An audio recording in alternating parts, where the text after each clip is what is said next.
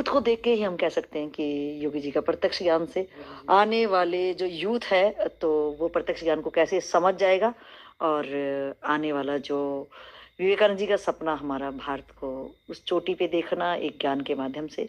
तो मुझे really feel हो रहा है कि अगर यूथ उस चीज को समझ रहा है और इसने संयम में रह के, कि भागने का मन भी हुआ था लेकिन कैसे इन्होंने समझाया कि बाहर की दुनिया में 6 साल से ज्यादा शांति मिली है तो 3 महीने ही तो है, ये समझ अपने आप में ही बहुत ही प्यारी है एक यूथ का इस बारे में समझना।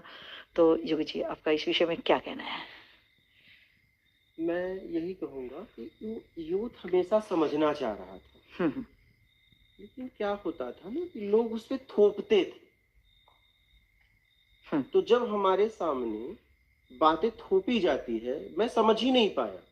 अब आपकी समझ से तो मैं नहीं समझूंगा, और मेरे तरीके से आप समझा नहीं पा रहे हो, मुझे थोप रहे हो, तो बोझ बन जाता था। यूथ हमेशा समझना चाहता है। यूथ कौन? जिसे समझना है उसे यूथ कहते हैं।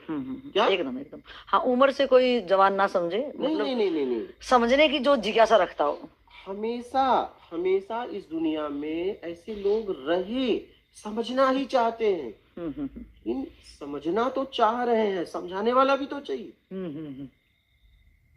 जबरदस्त। हमारे सामने जबरदस्ती थोपा जाता था। क्या?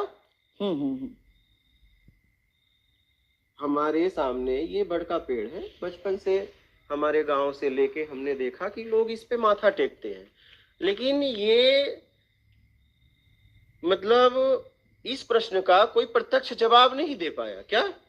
जब मैं इस बड़ के पेड़ के नीचे रहा तो मैंने देखा कि लाखों जीव, मैं ये सोचता था कि अन्य भी पेड़ है, तो किसी को राक्षस, जैसे बबूल के पेड़ को, ठीक है, बहुत जगह उसे राक्षस का नाम दे दिया गया, ठीक है, इसको देव